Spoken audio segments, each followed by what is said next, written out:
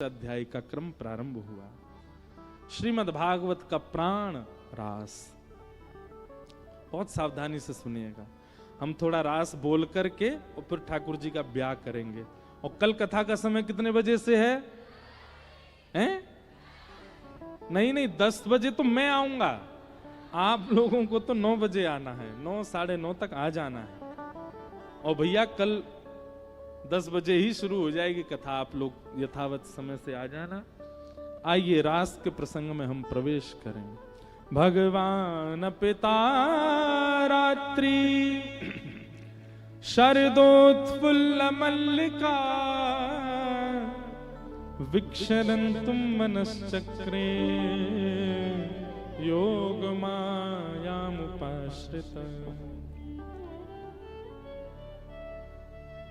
रास।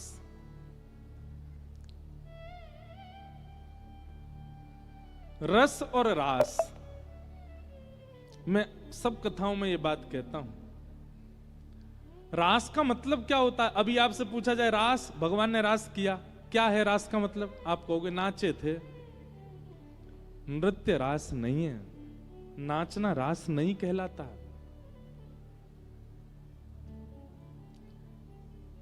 आप लोग नित्य अटल बिहारी जी के दर्शन करने जाते हो, ये रस है। लेकिन उन मिठाई वाले दुकान पर अटल बिहारी जी स्वयं आए और आकर के दोना मिष्ठान के ले गए, वो रास है। वो क्या है? रास। सीधी बात है, ज्यादा इसको कठिन नहीं बनाना।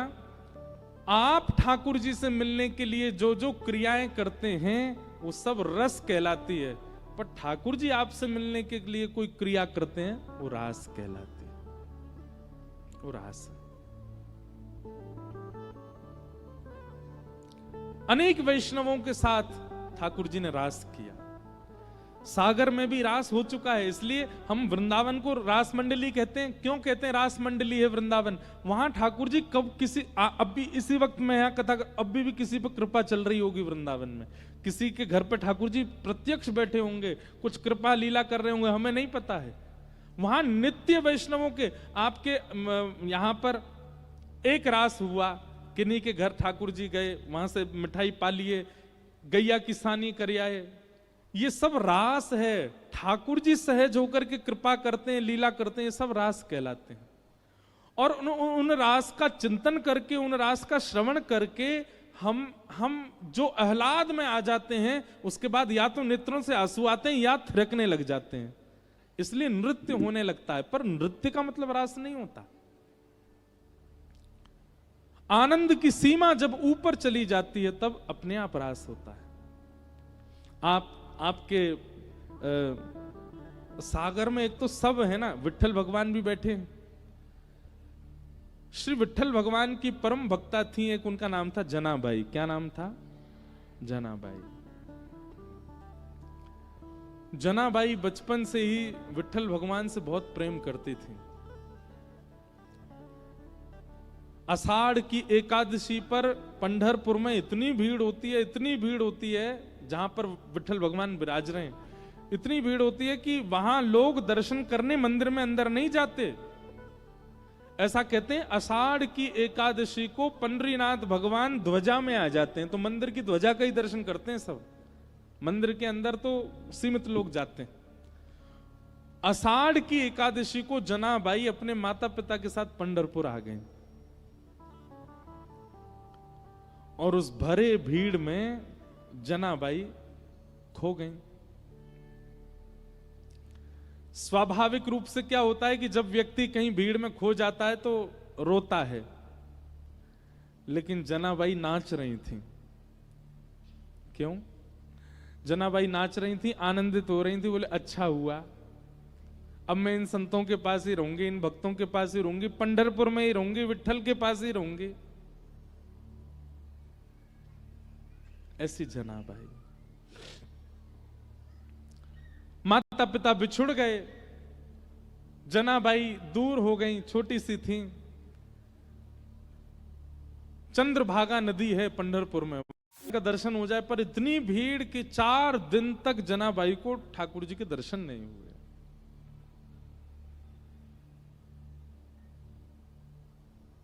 4 दिन तक तो सह लिया, लेकिन 4 दिन बाद जनाबाई रोने लगी और चंद्रभागा तट पर बैठ करके वहां प्रेम से विठल भगवान को कहते हैं विठोवा। क्या कहते हैं? विठोवा। जैसे हमारे यहाँ कान्हा, कनुआ, गोपाल, ऐसे पंढरपुर में विठोवा। रोने लगी जनाबाई, विठोवा कब मिलोगे? विठोवा मुझसे क्यों नहीं मिल रहे हो? विठोवा देखो मैंने सब तो छोड़ दिया आपके लिए, आप क्यों नहीं आ रहे मेरे पास? देखो ना विठोवा, मैं मेला में खो गई, माता पिता मुझसे बिछुड़ गए, मैं फिर भी दुखी नहीं हुई क्योंकि मुझे पता था आप मिलोगे मुझे, क्यों नहीं मिल रहे हो? इतना रोई कि उनके अश्रुओं का जल बह करके चंद्रभागा जी में जाने लगा। तभी चंद्रभागा जी ने कृपा की और श्री नामदेव जी महाराज को वहां भेज दिया। नामदेव जी पंडरीनाथ भगवान के परम भक्त हुए। मैं ज्यादा विस्तार में नहीं कहूंगा, बहुत बड़ी कथा है, थोड़ी सी एक बस रास बता दूं, रास किसे कहते हैं। नामदेव जी ने देखा छोटी सी बालिका रो रही है, विठोवा कब मिलोगे? विठोवा कब मिलोगे? नामदेव जी उस बालिका से बोले, लाली तुम कौन हो? बोले मेरा नाम जना है। तुम्हारे माता पिता कहाँ हैं? बोले वो तो खो गए, मिले नहीं। तुम्हारा घर कहाँ? बोले मुझे नहीं जाना, मेरा घर पंढरपुर ही है। विठल रुक्मणी ये मेरे माता पिता। और जनाबाई पता क्या कहती थी? मेरे पिताजी रुक्मणी है, मेरी मां विठल है। वो उल्टा बोलती थी। देखो कैसी भावना भक्तों की। वो ठाकुर जी को अपनी मैया बोलती थी। इसीलिए पंढरपुर में विठल भगवान को कहते हैं माउली। क्या कहते हैं? माउली। माउली मतलब मैया। जनाबाई कहती रुक्मणी मेरे पिता हैं और विठल मेरी मैया है। उनका ये भाव सुनकर के नामदेव जी के नेत्र सजल हो गए। कितनी सुंदर भावना। और छोटी सी जनाबाई का हाथ पकड़ करके नामदेव जी, चलो मेरे घर रहना, तुम वहीं चलो। और अपने घर ले आए। नामदेव जी के यहां नियम था, रोज शाम को कीर्तन होता था। और उस कीर्तन में अनेक वैष्णव आते थे, चारों तरफ घेर के बैठते। बीच में नामदेव जी बैठ के गाते, मृदंग बजती, कांसे बजते, बढ़िया लोग उछल उछल करके नृत्य करते। लेकिन बहुत ध्यान से सुनिएगा, सबको कीर्तन दिख रहा था, सबको नृत्य दिख रहा था, सबको नामदेव जी गाते हुए दिख रहे थे। लेकिन दूर बैठी जनाबाई देख रही थी। तभी उसने क्या देखा? सुंदर पीतांबरी पहने, मत्स्याकृत कुंडल धारण किए, सुंदर मुकुट धारण है, कमल जैसे नेत्र हैं, और अपने कमर पर हाथ धर करके नाचते हुए नृत्य करते हुए श्री पंडरीनाथ आ रहे हैं। और बीच कीर्तन में उछल उछल करके पंडरीनाथ नृत्य कर रहे हैं। जनाबाई ने जैसे पंडरीनाथ को देखा, दौड़ करके भीड़ के बीच में गई। ठाकुर जी उछल उछल के नाच रहे थे। जनाबाई सबको कहती, अरे देखो विठल नाच रहे हैं, देखो विठोबा नाच रहे हैं। अब छोटी बच्ची जान के सब बोले, हाँ नाच रहे हैं, नाच रहे हैं। पर दिख किसको नहीं रहे थे। खूब रोए और खूब ताली बजाए। ठाकुर जी ज्यों ज्यों उछल के नाचे, जनाबाई ताली बजाए। कीर्तन विश्राम हुआ, ठाकुर जी चले गए। रात भर सोई नहीं, कुछ खाया नहीं, सोचती रही कैसे नाच रहे थे, कैसे आनंद कर रहे थे। दूसरे दिन फिर कीर्तन हुआ, फिर कीर्तन में ठाकुर जी आए, फिर नाचे। जनाबाई को फिर दिखे, जनाबाई फिर चिल्लावे, दूर हट जाओ, देखो ठाकुर जी नाच रहे हैं।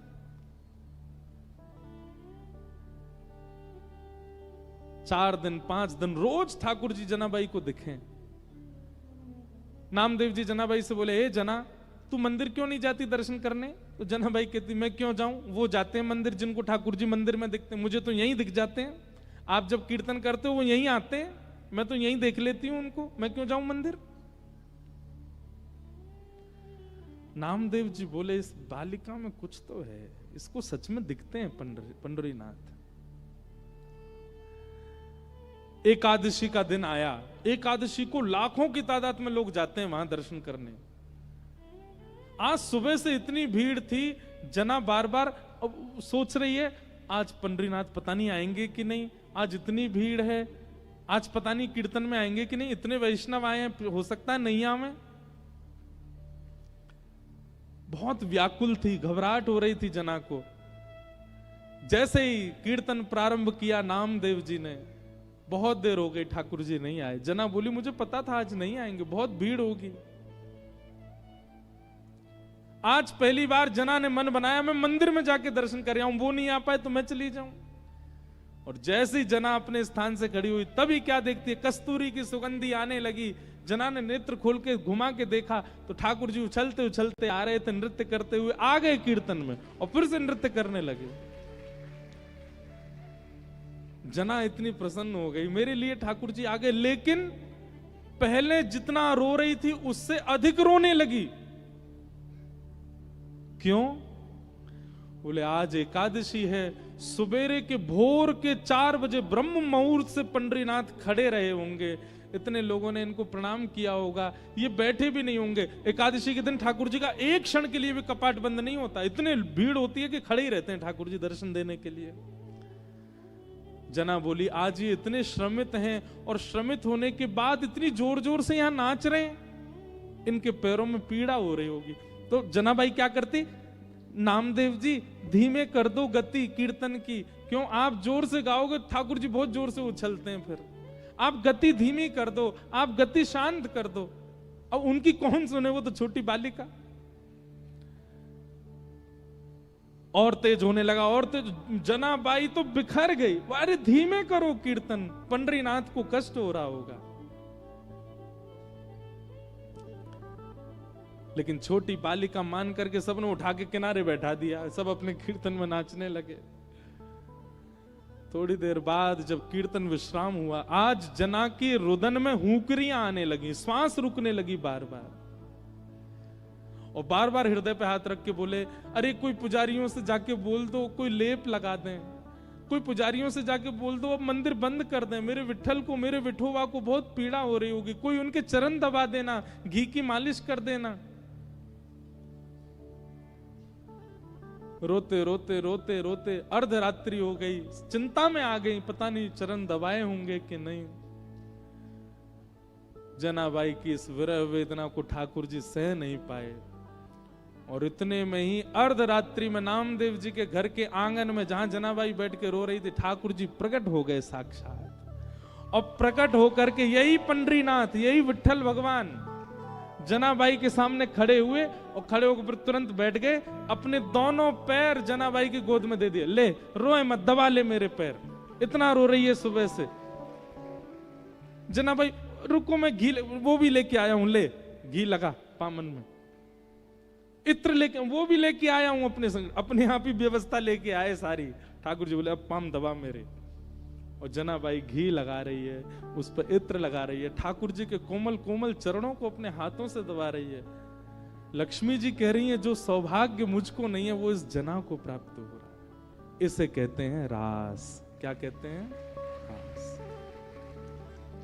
ये रास है। रस और रास में ये अंतर है। जनाबाई बोली छोटी बच्ची है, उसको वेद स्तुति तो आती नहीं, आपने कुछ खाया? ठाकुर जी से पूछ रही है। ठाकुर जी बोले हाँ खाया। क्या खाया? दाल चावल खाए, पूरन पोली खाई, और मराठी में जो भी बनता है सब बताया ठाकुर जी ने। अच्छा परसों क्या खाया था? ठाकुर जी बोले दाल चावल खाए, पूरन पोली खाई। बोले रोज एक ही खाते हो आप? ठाकुर जी बोले मंदिरों में यही है, एक ही नियम है, वही बनता है, हर रोज वही पाते हैं हम, उसके अलावा। बोले आपका मन नहीं भरता इससे? बोले भर जाता है, पर क्या करें, ठीक है जैसे सब पवाएं बढ़िया। तो जनाबाई बोली आपकी आज्ञा हो तो मैं बनाऊं कुछ अलग, कुछ नया आपको पवाऊं। ठाकुर जी बोले अर्धरात्रि को? बोले हाँ मैं बना दूंगी, मुझे अच्छा बनाना आता है। अब सोचो ये चिंतन की बात है, आधी रात है, सब सो रहे हैं नामदेव जी के घर में, और चूल्हा उठा करके जनाबाई बीच में रख रही है, लकड़ी उठा के ठाकुर जी ला रहे हैं जलाने के लिए। ठाकुर जी लकड़ी लगा रहे हैं, जनाबाई कह रही है फूंकनी से फूंक मारो तो बढ़ेगी वो, ठाकुर जी फूंक मार रहे हैं। मां पतीला रखा है, बिठोवा लेके आओ, ठाकुर जी लेके आए, जनाबाई धो रही है, दोनों मिलकर के प्रसादी बना रहे हैं। जनाबाई बैठ गई, छोटी छोटे हाथों से छोटी छोटी रोटी बना रही है, रोटी बना के रखती है। ठाकुर जी के लिए दाल बनाई, कढ़ी बनाई, जो नए नए कुछ सामग्री बनाई, परोस दी सामने, ठाकुर जी को पवाने लगी।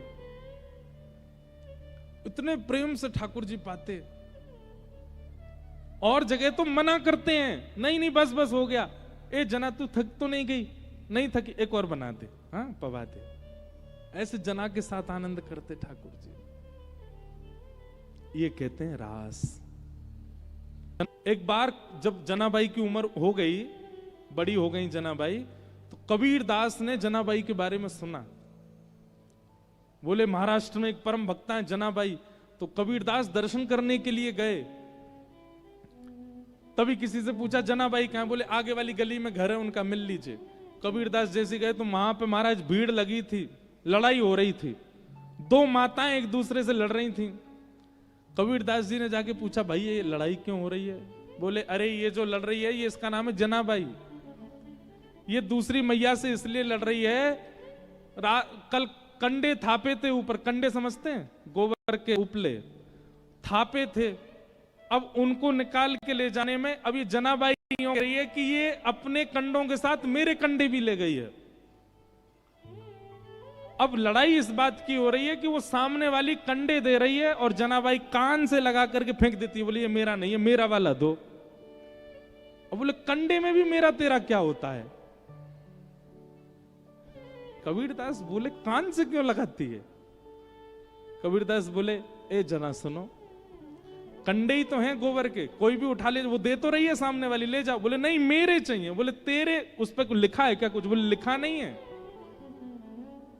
जिस कंडे को कान पे लगाने से विठोवा विठोवा विठोवा विठल विठल ध्वनि आने लगे, समझो वो मेरे हैं, बाकी सारे इसके। कबीरदास बैठ गए वहां पर। बोले भैया किसी के मुख से नाम निकलता है, किसी के रों से नाम निकलते, पर इनके स्पर्श से जड़ वस्तु में से नाम निकलता है। कबीरदास स्वयं बीनने लगे, कंडा उठा, नहीं नहीं ये जना का नहीं है, फेंको। ए जना देखिए तेरा, इसमें से विठोवा आ रहा है। कबीरदास बीन के लाए, ऐसी जनाबाई। तो रास का मतलब क्या है? आपकी प्रेम लक्षणा भक्ति से प्रसन्न होकर के ठाकुर जी आपके लिए सहज हो जाएं, वो रास है। हम सब कथा किस लिए सुन रहे हैं? हम सब नाम जप क्यों कर रहे हैं? हम सब सारी स्थितियों में क्यों हैं? ताकि कभी हमको रास का अनुभव हो। भगवान ने सब गोपियों को आश्वासन दिया कि हम शरद पूर्णिमा की रात्रि पर आपके साथ रास करेंगे। आज शरद पूर्णिमा की रात्रि प्रकट हुई, सब गोपियां विचलित हो गईं। आज तो ठाकुर जी ने हमको बुलाया था। तभी ठाकुर जी ने अधर पर वेणु रख करके जैसे ही रव करना प्रारंभ किया, वो ध्वनि गोपियों के कानों में स्वर के रूप में नहीं जा रही है, शब्द के रूप में जा रही है। चल गोपी जल्दी कर, कन्हैया तेरी बात निहार रहे हैं। बंधुओं ये गोपियां कौन हैं? ये कोई स्त्रियां नहीं है, ये युगों से कृष्ण प्राप्ति के लिए भजन कर रहे सब ऋषि महर्षि हैं। द्वापर में राम जी की इच्छा से गोपी बन के आए हैं। अब वो इच्छा क्रम बड़ा है, कल बताऊंगा क्यों ये सब गोपी बन के आए। ये सब गोपियां युगों युगों से तपस्या कर रही हैं ठाकुर जी की प्राप्ति के लिए। आज ये सब गोपियां जैसे ही वेणु रव सुनती हैं, दौड़ी हैं अपने घरों से ठाकुर जी से मिलन के लिए।